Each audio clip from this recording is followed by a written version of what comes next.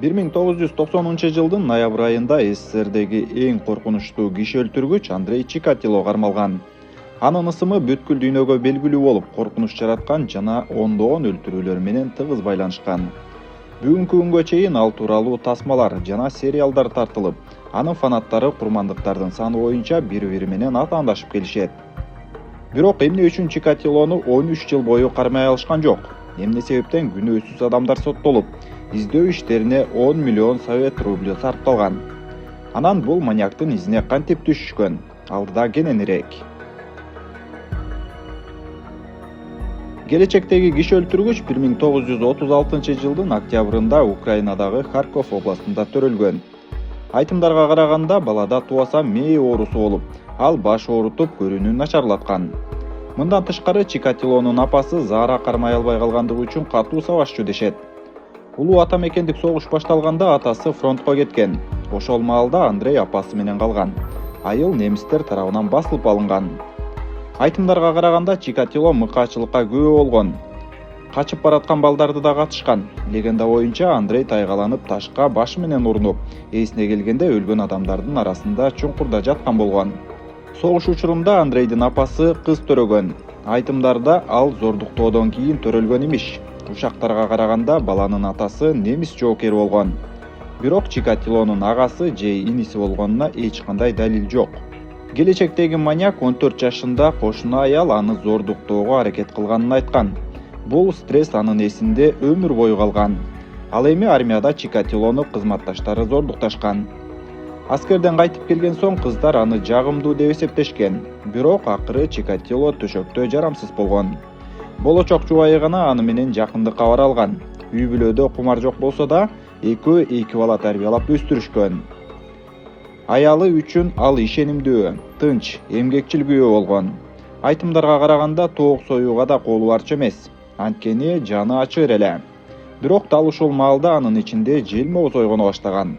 Алгачкы четтөөлөр интернат мектепте иштеп жүргөн маалында байкала баштаган. Ал окуучу кыздардын жанына отуруп, сабак түшүндүрүп жатып, аларды сылап, кучактаган. Бир кыз менен класска бекитилип дагы калган. Кийин окуучуларды сууга түшүүгө алып баргандан кийин анын мугалимдик карьерасы бүтөт. Айтымдарга караганда кыздардын бири алсыраак сүзүп кеткен. Чикатило аны байкап, жанына сүзүп келип, тийише баштаган. Кыз катуу коркуп, каршылык көрсөткөн. Ошол учурда маньяк биринчи жолу сексуалдык козголууну сезген.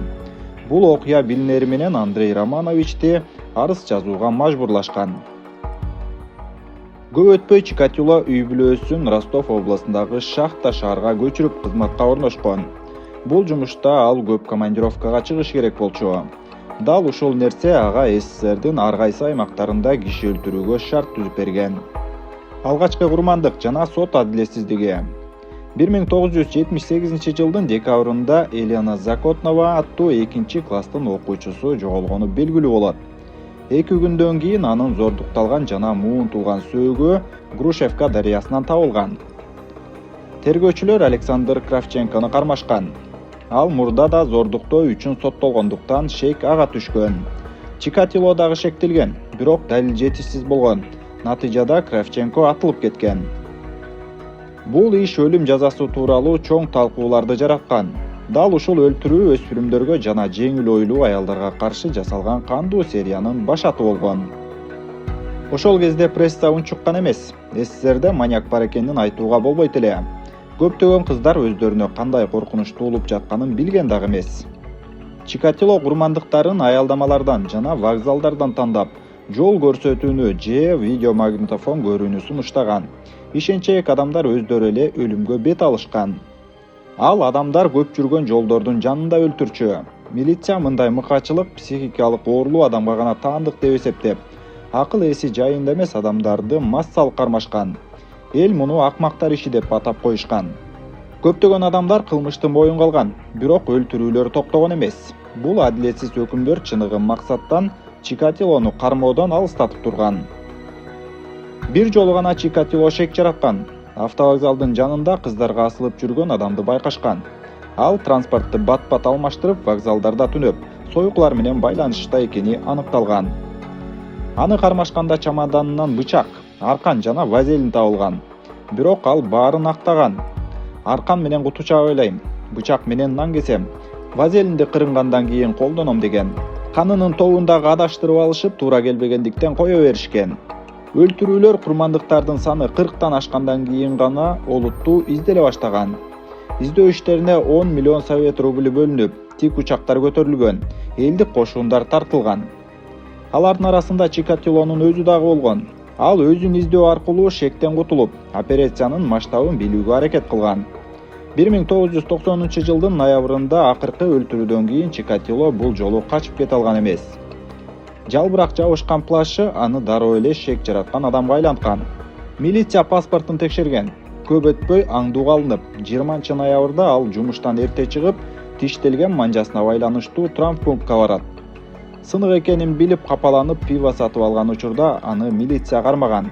Башында ал баарын четке каккан. Түз далилдер жок болчу.